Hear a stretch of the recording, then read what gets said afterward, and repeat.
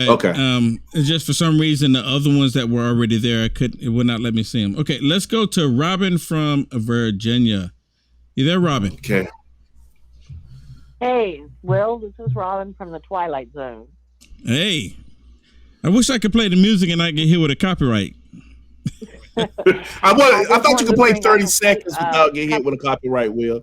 You can't play it 30 seconds. I thought it was 30 seconds. I heard Steve Crowder. Excuse me, Miss Brown, but I thought Steve Crowder said it was 30 seconds, and you. And you know what? Okay. It's at the discretion. You can do 3 seconds. I think it's just 2 seconds because it's such a familiar tune. They hit it immediately. Okay. Go ahead, Robin. Well, I just want to tell you that I like your dreadlocks, and I thought Jesus had long hair. So, okay. I just want to get that off. I wanted to also mention, I had posted it in one of your chats that we had just recently. There was a video with Vincent Piero that in the schools in New York, they have a graph that they're teaching the children from 8 levels of whiteness. Wait a minute. How many levels of whiteness? 8. 8 levels of whiteness. 8 levels of whiteness? This is my first time hearing about this. This is crazy. What is this 8 levels of whiteness?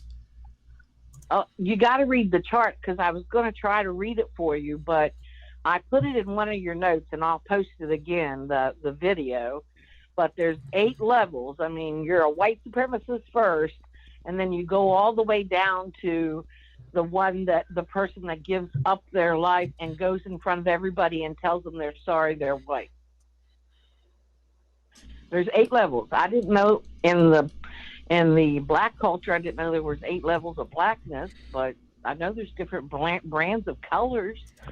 So then I wanted to also tell you about there was a article written in the thing called The Root, and it was talking about how the leftist wants to have anybody that was at the Capitol bombed because they interviewed this major, and he said, we are just like the people that were in Afghanistan, and when we found out they were insurrectionists, we killed them.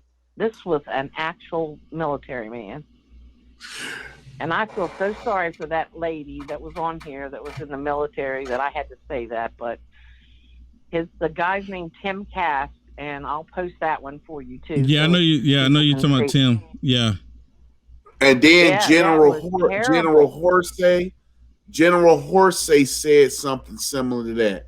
He's a 3-star general, and he's black dudes, 3-star general. I don't know if you've seen him. He's been on MSNBC and CNN. Yeah. He talking about the quote. It wasn't an insurrection. It was a mostly peaceful protest that U.S. citizens unknowingly entered a unknowingly entered a unposted restricted area. Ching. I know. It's my grandson sent that to me because my grandson is very much into, conservatism, and he's only 25 years old. He's a great, fantastic businessman. He's done capitalism that's made him a lot of money. And it broke my heart that he saw that, that he saw that that's how they felt about the people that were there. And the other thing I was going to tell you about reparations, they have a new angle in getting reparations. I just want to throw this out there. I read an article about it. They are going to figure out a way that Black individuals will not have to pay Social Security. So they will, if they're working and they're making Social Security, they won't have to pay it because they can invest it. But the other individuals will pay more Social Security. And they'll still have to do it. You know how disgusting that is? Because all that's going to do is cause more division in the nation. It's like they're going to make white people resent black people. That's all that's going to do. I know. I mean, it's disgusting. I know. It just makes me so sick because, my niece is married to a black man, and I don't want to feel uncomfortable with him, but this is making me crazy. And I feel so bad. This is insane. It's insane. It's insane. All right. Hey, Robin, thank you so much for the call. Crack me up. I just want to tell Jamal I love it when he sings. All right, I don't, but thank you. But wow. Hey, thanks for the call, Robin. All right, take care. Hey, All right. Will. Bye-bye. Will, I just want to thank real quick because what he done, Mr. Oh God, I just had it up here and it just disappeared. Okay. Mr. Michael Clues. I got I'm sending it out probably to Monday morning. I'm sending the signs out Monday morning. But you know what, Will? This will stop when Black America stop allowing them to use us to do it. But they're not going to do it, dude, because they still got that. They got that slave mentality. Hey, let me say a lot of people don't know. Yeah, let me say thank you to Mary Ann on Cash App, and let me put this up on the screen while we're talking here. So that's it. That's what I was talking about earlier. This is crazy.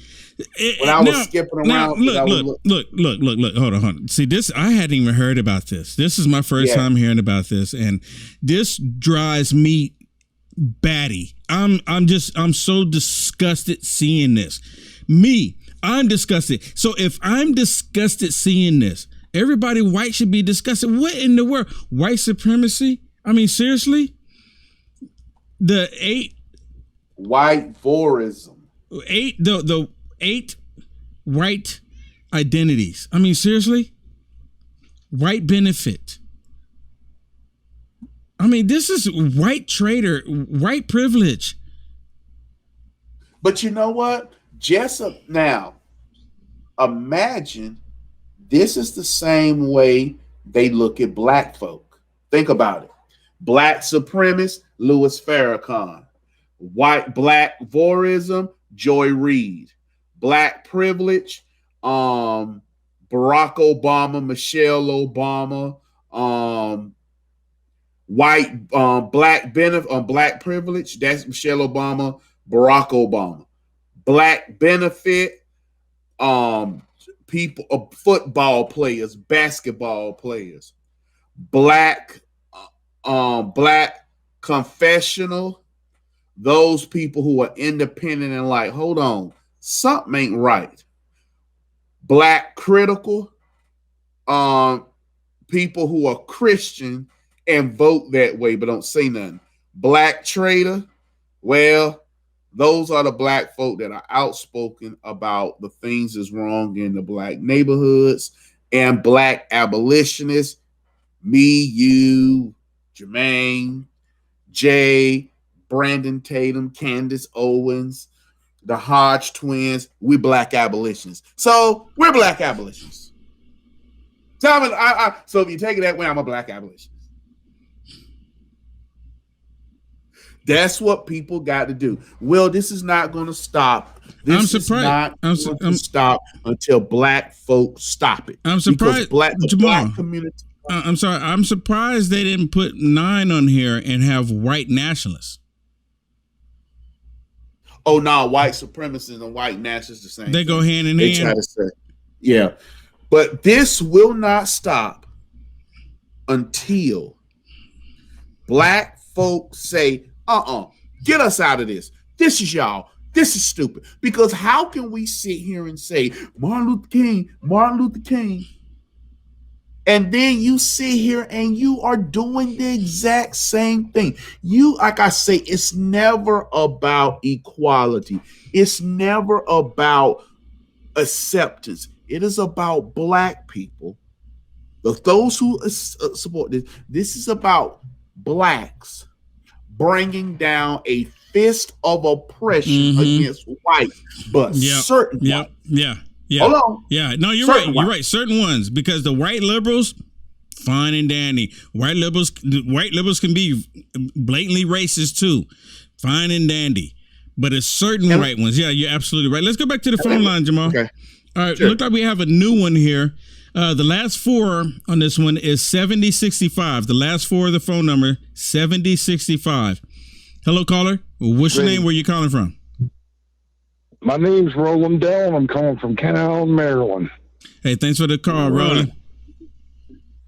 Okay, well, you and Jerome, I'm retired Army, and I wanted to tell you something, brother, because I sent it to you on Gab, but I watched one of your programs where you said you weren't sure if you wanted to say it, and you saw yourself laid out in the casket. And so I figured that's the most important thing I could relay to you is I had a heart attack after coming back from OEF on my 20 years in the Army. And when my heart stopped, brother, Jesus Christ was pushing right up next to me, shoulder to shoulder, when everything went black. And then when they defibrillated me, it was like coming up from underneath like a manhole cover, being pulled up from above me. And it was like I come out of that blackness and void. And then later I looked down at my own ambulance. But it goes to, I believe it's 2 Corinthians 5, where it says, absent from the body, present with the Lord. Brother, that's what happens. That's what happens. It's not, you don't have to wait till the resurrection day. It is immediate. And everything that you do in this world, you're going to remember in eternity. That's why it's more important that you stand for your principles now on this earth than cave to, to fit in. That's what I think. Yeah. So and I'll tell you, you guys, you're wonderful men. I really appreciate your broadcast. I appreciate it, sir. Thank you. And one more thing I was thinking that I still have friends in the Army, and they are being taught today, in today's military, sensitivity training. Oh my goodness. The kind of thing the kind of thing President Trump said to stop, they just kept going ahead and doing it. And it's all, it's really white guilt is what it is. And I have friends that's platoon sergeant. He's married to an Asian woman. He gets accused by the E3s and E4s of all kinds of things because it's having power over your NCOs and officers, this political correctness thing. And it's very, very destructive. Well, you know what? You're absolutely right. It is destructive. Just what McDonald's is saying, that they're going to take money away from some of the top people if they don't have minorities in senior positions. This is ridiculous. I mean, they're literally destroying businesses and the country, and they're using complexion and color. It should never be about that. It should be about people wanting to rise up to do the job. It's crazy. Yes, it is. Yes, it is. And that's, you're very refreshing to me. And to be honest with you, I don't like to bring color into it, but I was in an all black unit. And, you had some people that just to kind of play through the systems, but the best NCOs and best officers I had, they were Christian men. And we got along fine. We didn't have any problems because we were operating on the same page. We had the same standards, brother. And you can't have different standards for different people. Right. Yes. So. Right. You're absolutely right. Hey, Roland, thank you so much for your call, and thank you for your service. Oh, thank you, Will. Keep up the good work. You too, Jerome. Bye. Take care. You know what? Now, I want to bring up something else too, because someone sent me an email about this, and I don't know if the person's still watching because they kind of got maybe a little upset about what I said, and I'm just guessing. I'm not saying that they did get upset, but they were kind of like, "Hey, Will, we've been following you for a while, and you made a statement." But let me just get on with it. I'm not a Mormon. I don't, follow Mormon. I believe in Christ. I don't believe Christ is going to come to Ohio or wherever it is, or Idaho, or whatever. I believe Christ, when he returns, he's going to put his foot on the Mount of Olives, like it says in the Bible. I'm not going to deviate from anything from that. But I made a comment that I believe, and I want to ask you this, Jamal, and just get your opinion on it too. Okay, I believe that we were all together before we came here. We just don't remember. And the reason why I believe that is because what it says in the Bible about when God says, "Let us make man in our image." And when I talk, and it's not flesh. It's not flesh. Now, and when I read that, and there's other verses in the Bible that kind of give me that impression. Now, I'm not telling anyone that you have to believe this, I'm telling you from what I'm reading, I believe that we were all together. We just don't remember. And because of our flesh, we can't comprehend it. And we can't think about it. And when we do all of these things to one another here on the planet, all of these wrong things and some really wonderful things, and just like the young man just called in and saying that we're going to remember all of that. I completely agree that we're going to remember all of the things that we did because we're going to be judged for it, right? So when we see each other, when we get there, we're going to remember all the bad things that we did to each other, and we're going to say, I'm so sorry.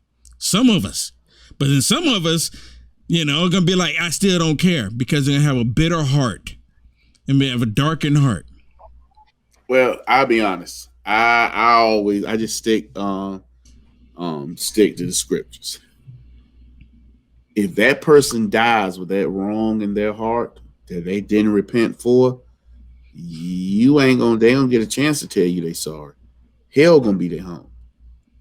I'm old fashioned holiness, or as what people like to call primitive Baptist. I hear these terminologies: primitive Baptist, old fashioned holiness, and a lot of people say apostolic.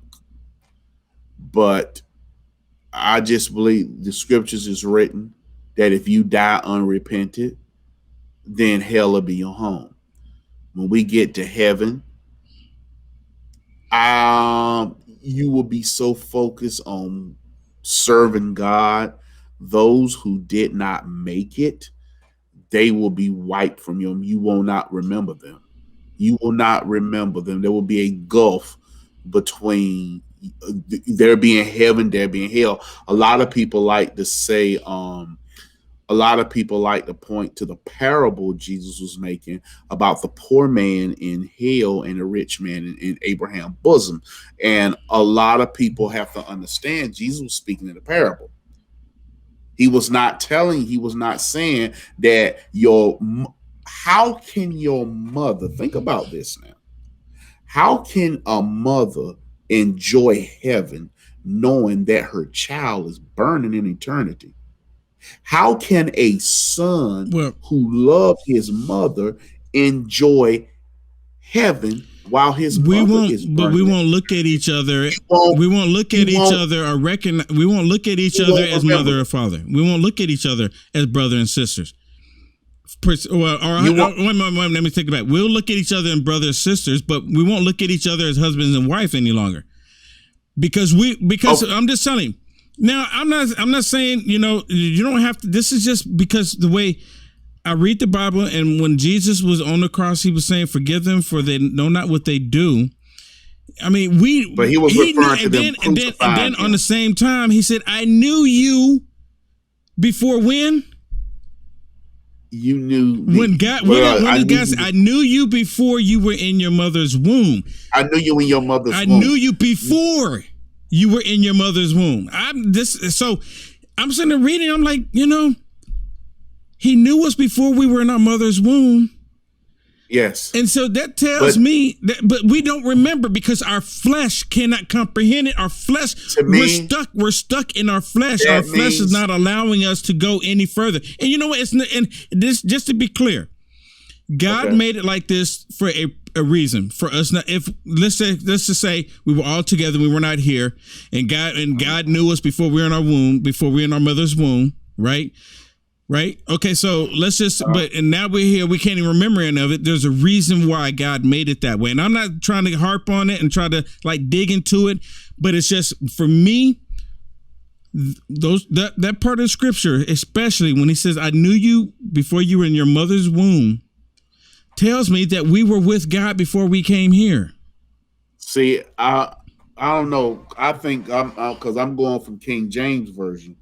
I believe it says, I knew you in your mother. I knew you in your mother's womb. I thought it says, I knew you in your mother's womb. I may have to brush up on that. But if he's saying that to me, he's saying Jesus Christ. Okay, because Jesus Christ is God. Hold on, let me make this quick. Hold on, let me just say this real quick. Jesus Christ being God Almighty, he knows your future. He knows what's going on. Okay. Now, what he does is he gives you a chance to not choose a certain road because he knows what's going to happen. Okay, where does this? So he says, "I knew you in your mother's womb." So when he's where's the soul go to after you die? Let's say you're asleep. You're asleep in the ground. So you don't believe absent from the body is the presence of the Lord, because it's no. I don't believe once you nobody. So once you great judgment. So that's when the soul goes when the great judgment. That's what you're saying. Okay, so if you die unsaved. No, we're talking about saved. Let's say you're saved. You're doing everything great. Okay, you're asleep. Okay, you're asleep in the ground. What happens? Do you just stay there in eternity and sleep? No, until when the great day of judgment, when he cracked the sky, the dead in Christ shall rise. Okay, so if it says you they arise, they have to be. If for something, let me ask you this. But this one I want to get to. Does it say that the soul returns back to God? So my question is because right? You agree. So in order to return back to somewhere, you had to been there. You can't go somewhere that you've never been and say, I'm returning. See, that's what I'm saying. Well, God, all souls are God's. Huh? All souls belong to him. Okay, exactly. So it belongs to him. Okay, it was saying everything belongs. Okay, my great grandchildren's souls belong to him, but first that soul must first live and do things for that soul to either be a soul of a child of heaven or a child of hell. But he creates all souls. I mean, he creates all souls. So if he's creating them and he says the soul will return for whence it came, right? Just like the body, the flesh will return for whence it came, the earth. So in order for you to come from someplace, you have to have been, in order for you to return, you have to have been there. I've never been to your home. I've never been to your home. So I can't tell anyone that I'm going to return to Jamal's home. I've never been there. But I've been to California. And I've been to California. I can say I've been returned. Now we can go around. I mean, I'm just telling you, a lot of people, because of our flesh, we can't see a lot of it. But based on what I've been reading, and I'm telling you, I didn't write this. I truly believe we were all together. And we just can't comprehend it. Exactly. He's the Alpha and Omega and the beginning and the end. So he knows your future. He knows your future. He knows it. Now, because you have to make sure you say this correctly, because then people will start saying, well, God knew you was going to do this. God knew you was going to do that. So why are people being judged? And then to try to make it look, to point to some demonic thing. Yes, God knows your future, but you have a road to travel that you choose. God will always try to make sure you're saved. He knows the road. There are two different roads. One road you live, he knows the future if you don't obey him. One road if you do obey him. Now, one road, you may be here, there, until you get it right. But he knows the future. God is perfect. I've always said God is the perfect chess player. The devil, I like when I think of God and the devil, I think of two people playing chess. And I don't want to be blasphemous, so I want to make sure I get my words correctly, so I won't wake up in hell. Yeah. So in the King James, Jamal, in the King James version, it says Jeremiah 1, verse 5. It says, "Before I formed thee in the belly, I knew thee." Okay. Let's get back to the phone lines here. Okay. Let's go to Laura from California. Hey, Laura. Hey, my two favorite guys. Hey, Lori, what's going on, Sister Lori? Hey, Jamal. Hey, What's Will. going on? Yeah, I'm still moderating. I'm still doing my job. But I haven't talked to you in a while, Will. So I wanted to call in and say hi. And, man, you guys are getting some good conversation tonight. Thank you. I mean, I had some things to start off with, and then I'm like, gee, where do I go now? But this is something that's been on my mind and I wanted to talk about. We were talking about, you know, all the, if we look at everything from a spiritual standpoint, obviously, right? Because we're all Christians, we know the Lord, so we see everything from a spiritual standpoint, which we should, okay? And all this stuff with, you know, transgender stuff, and all the stuff about the male's not being in the home, the father's not being in the home. And if you look at, you know, the attack on the nuclear family, which we know where that came from, and we look on the war against white men, basically, that's going on, if you step back and look at it as a whole, okay, what all that stuff has in common, because Jamal, what you were saying before, there is no benefit for a female that identifies as a male. If a female identifies as a male, she has lots of stuff against her. But if a male identifies as a female and goes into sports, they dominate.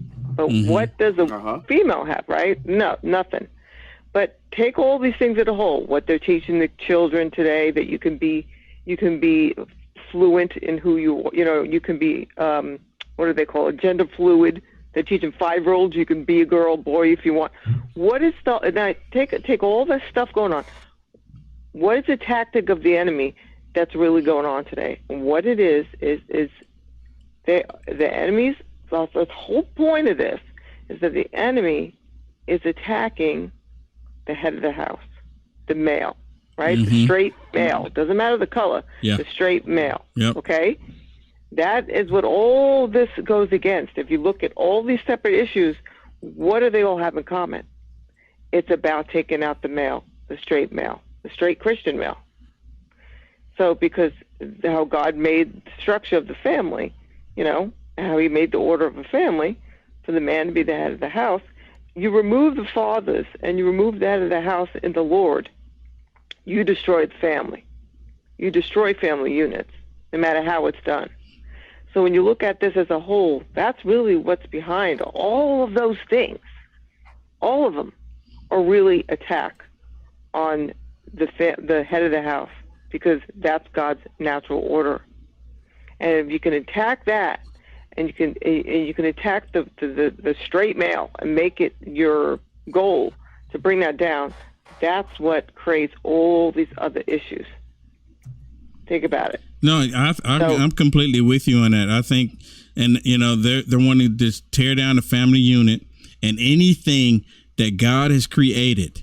Their goal is to destroy it, and they're following their orders from Satan, regardless if they recognize it or not. They're following the orders from Satan because they want to tear everything down. Satan wants to create everything in his image, and you know, everything twisted is his image. Yes, and if you think about, you know, what they all have in common, if you take out the fathers, think about how that destroys, how the repercussions of taking and targeting the fathers have all these repercussions that they're that they are putting into play. Right. But if you step back and look, that's the strategy, that's what's behind this. That's the strategy of the enemy. That's what the focus is. That's what the attack is. That's what the main goal is. Yep, I agree. These things. I agree. One other quick thing is that when you guys are just talking about all this stuff, it's very interesting, the scriptures and stuff. I see both of what you guys are saying, but exactly what it says is, yes, that he knew us before, you know, we were created, and my always thing is this. Well, we have a conscience, right? We have a conscience. So this is why I talk about people, when people think when people die and they don't believe there's an afterlife, they think you just disappear, you're nothing anymore. Okay, but our consciousness has to always be, right? We have to have a conscience, right? Yep. So you either, that consciousness leaves on which is our soul, basically, right? Your consciousness can't just stop, right? It has to go somewhere. Mm-hmm. So you can't just end. Just because we don't remember like stuff when we were 1 or 2 years old or stuff in the womb doesn't mean our conscience wasn't there. It was, right? So to me, the Lord knowing us before we were put on the earth, there's a lot of scripture that says that we were with Him before He created us on the earth. That there's a part of, all of us, like you said, God created every soul. So for Him to say that I knew you before your mother's womb, they're both correct in one way. He knew us, and yes, there's free will, but He also knows what we're going to choose. Oh yeah, I think the reason for the free will is so that when we are judged, then we can say, because He didn't force us. He didn't force us to. He didn't force us to love Him. He didn't force us to worship Him. He doesn't force us to anything. Now, with that said, I do believe that God will force people to do His will when He wants something done. I mean, He used people most in the past. He used Moses. He used multiple people for used Pharaoh. He's done it. So. Yeah. So, I don't put it past him. I don't put it past that God say, hey, no, this is what I want, because He is God. If He wants it, He wants it. Who are we to say no? So it's, but I truly believe, like I said, that we were all together. We just don't remember. And, and because of our flesh, we're bound to that. So, but that's true. So. And when we're in heaven, then we'll have all those things answered. And we're not going to. It says we're going to recognize each other in heaven. You know what? And that's what made me think about it. Because after I started doing these videos, I would go places and people would recognize me, but because they see me in the videos and stuff. But I didn't recognize any of these people. But then I was thinking, all right, God told me this, because I have a relationship with God. God told me, said, well, when you're with me, you will know them too. We will know each other. Yes, and that's biblical. Yes, and I'm like, so we will know each other. We will remember each other. We would know each other. So it's not really important that, that because the way I'm reading the Bible, I'm not trying to force anyone to believe anything that I'm saying. When He says, before I knew you before you were in your mother's womb, if you don't want to believe that, then people don't have to, but it's right there. But anyway, it's a matter of how we feel and what we hear God showing us. I think it's even more about how we feel, because we can feel whatever we want to feel. And feeling. That's what I'm saying. Yeah. We can. Your feelings don't matter. I didn't mean to say that. I retract that sentence. Feelings don't equal truth. Yeah, exactly. I retract the liberal statement. Exactly. Hey, thanks for the call. Yeah, because I love you guys. All right, take care. One thing about because God don't care about nobody's feelings. All right, God. All right, we got a new one here. 6202. Hello, caller. What's your name? Where you calling from? Hi, my name's Heather, and I'm calling from Phoenix, Arizona. Hello, Heather. Thank you for calling us. What do you got for us? Oh, well, I want to tell you, you got a pretty mouth. That's number one. She must be talking to you, Jamal. I ain't saying. That sound like, I ain't gonna front. That sound like a bad prison. That sound like a bad prison scene. You sure got a pretty mouth. There's actually a movie with that. You got a pretty mouth. You sure got you a pretty mouth. Like, whoa. They got that compliment. A lot of times people think I'm a guy because I have such a deep voice, and so it's really funny when I drop my octaves if you range. I can get away with doing it most of the time, But I gave birth to a son, and yeah, I'm definitely female. Well, I've actually talked to quite a few. I've talked to quite a few young ladies that have similar tone of voice that you have. So I kind of picked up on it. What you got for us? What I got for you is, number one, we need to, abolish the Senate. That's number one. We have the right to, since we can't touch Congress. You need to abolish the Senate. Somebody needs to lead us on that. I don't know who, I don't know how, I don't know where, but they need to look into that. Not gonna happen. Yeah, is it? Not gonna happen for the simple fact that the Senate, when they came that night, and that not won't longer than the night, those days, the first draft of the Constitution, there was supposed to have been 3 presidents. That's how much they feared having a king. No, they said no. They settled for a president and a vice president. They came with a senator and the Congress. What is supposed to be set up? The Congress is supposed to be your House of Representatives.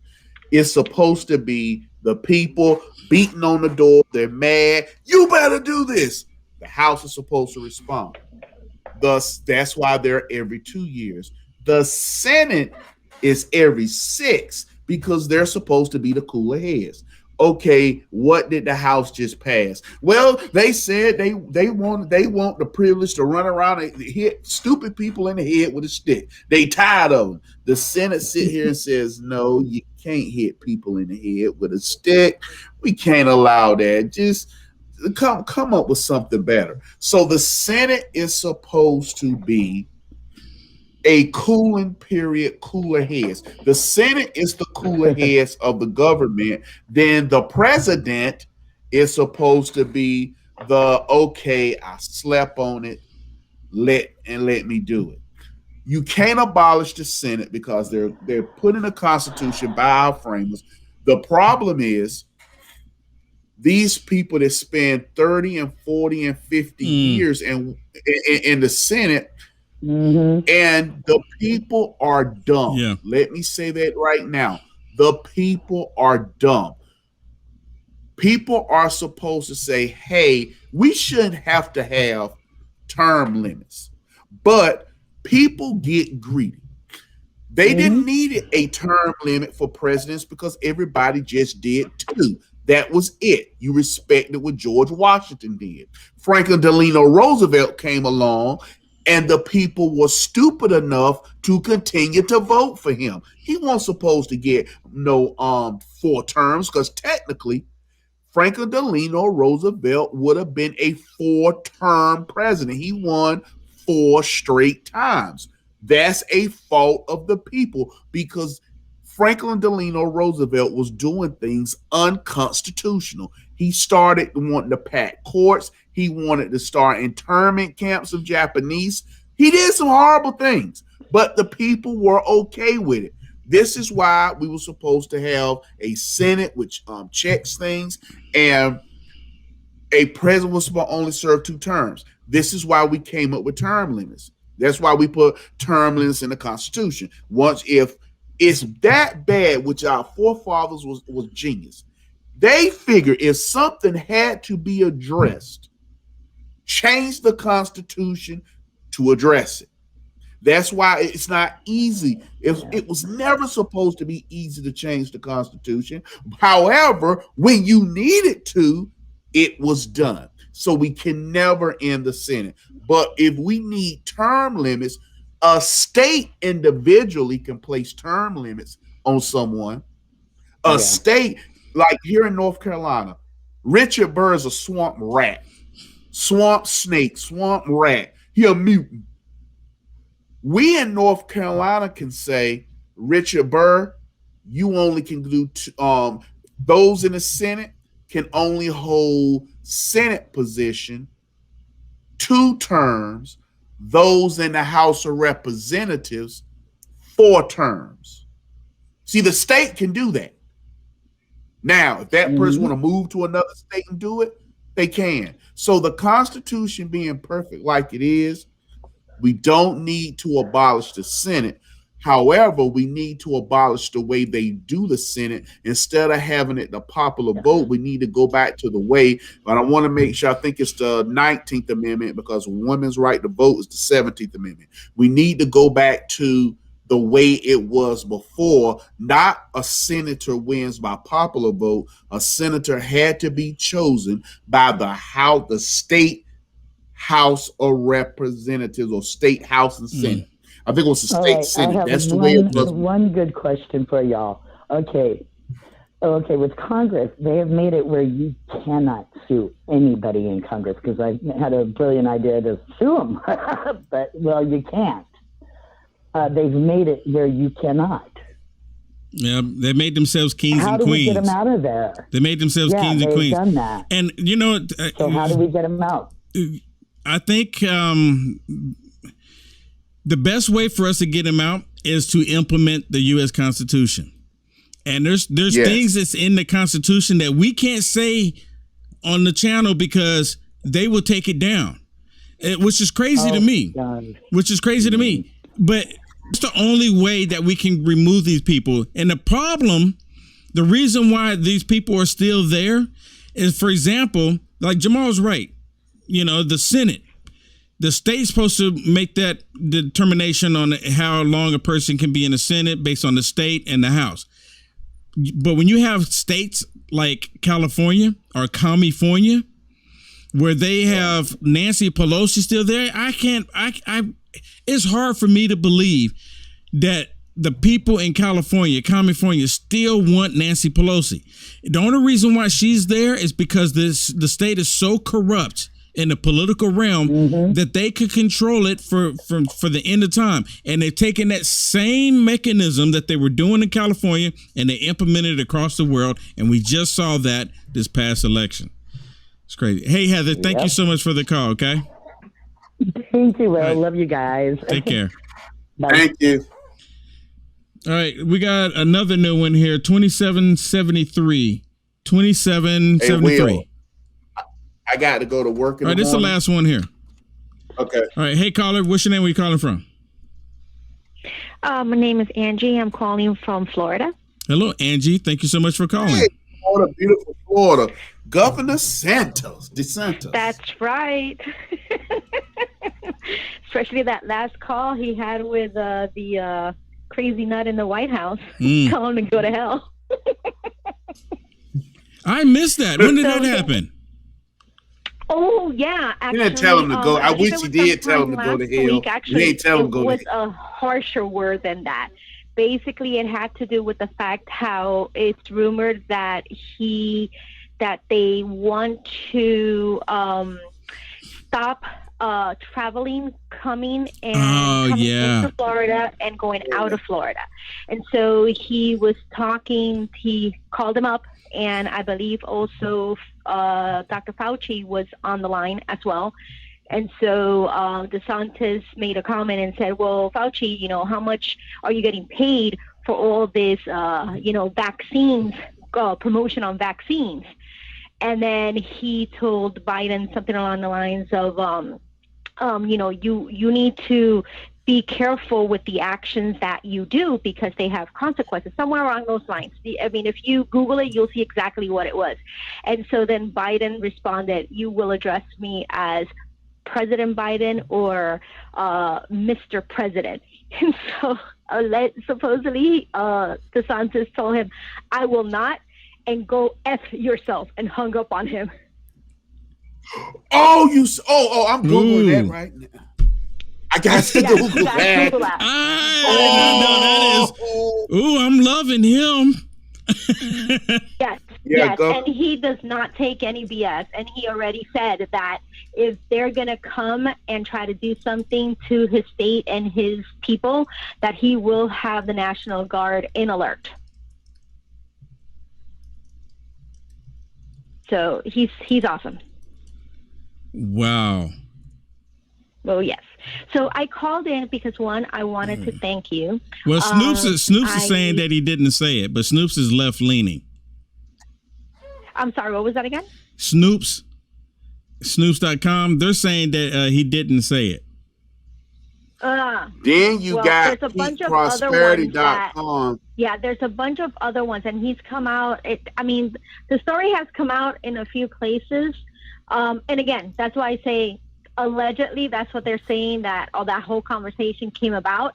But he did come out to the news talking about the fact that he will not permit anyone putting a ban on traveling in or out of the state of Florida.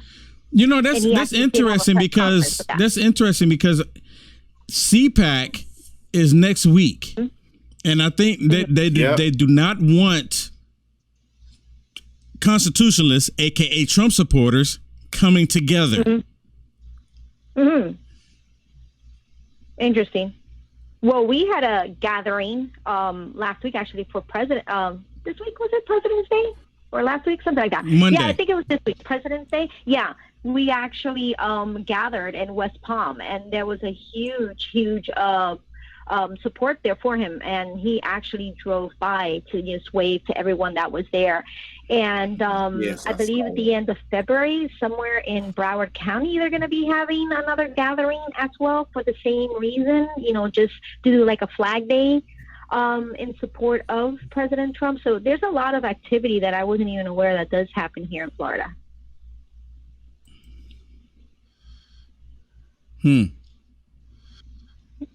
But yeah,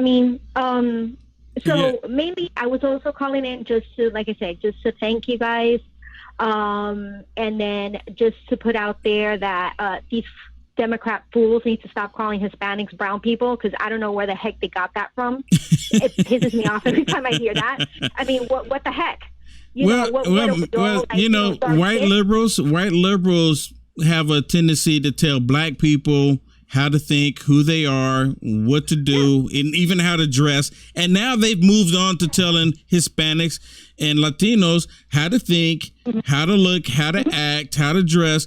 And on top of that, the left, they see that they say black people and Latinos are unable to use the internet. And I'm still trying to figure out how did Jamal and I do this for 2 hours, 2+ hours, if we don't know how to use the internet? I'm trying to figure that out. Yeah, I responded to a post with respect to that, because I am very vocal. If it's one thing that I can't stand, is when someone tries to attempt to bully me or stop me from doing something. I am all about following rules, granted that they make sense.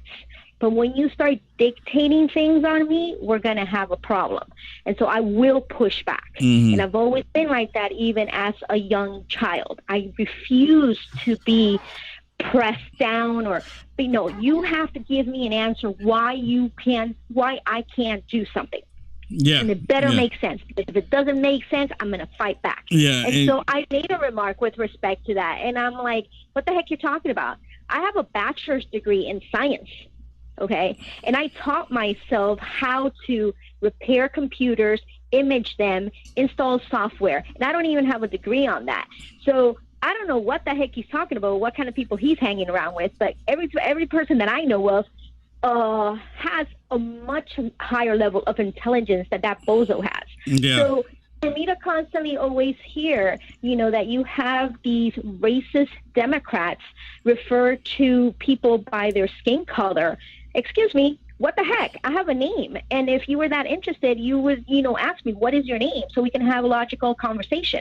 And if you hate the U.S. so much, get the heck out of here. Like, nobody's telling you to stay here. Yeah, 100%. I've told them that multiple times. So.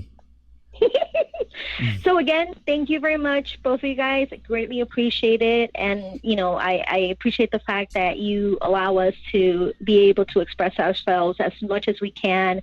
And, hey, you have a supporter here, and let's go get him. Absolutely. Hey, thank you so much for the call, Angie. Take care. All right. Bye. Good night. Awesome callers, dude. Awesome discussion tonight. Hey, I want to thank everyone for not being afraid to hit that like button. Thank you for hitting that like button. Let me see. We have 710. If you haven't hit the like button on YouTube right now, if you haven't hit it on Facebook right now, please do it. YouTube got 1,000 people, 1,000 likes. Yeah, I see that. Please hit the like button, because hitting that like button, it does help the algorithms. But they've kind of suppressed that because people kept saying, or at least on my channel, because I'm telling people hit the like button. The best way to get around it is to copy the link to the video and just send it to someone and say, hey, what do you think about what these guys are saying? Just put the ball in their court. See, that's the trick. Copy the link and text it and just say, what do you think about what they're saying here? Don't be confrontational with them. Let that be from us. You just present it to them, say, what do you think? And then just leave it at that. All right. Hey, everybody. Thank you so much for all the blessings. Have a wonderful weekend and be safe. We'll see you next time. And to all my admins on Facebook, thank you for doing a great job. To all the admins on Mind of Jamal, thank you guys for doing such a great job, for throwing off the liberal trash. Yep. I appreciate it too. Thank you so much, everybody. Good evening.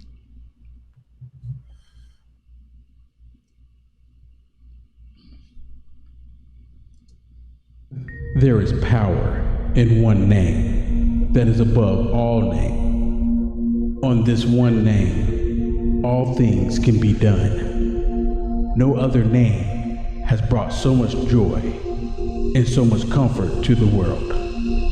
Only one name has power over the heavens and the earth. You can call on this one name, and all of the angels will hear you. Every knee will be on the ground for the one with this name. The one with this name paid the ultimate price for us all. The one with this name is the Alpha and the Omega. He is the King of Kings. The one with this name, Jesus.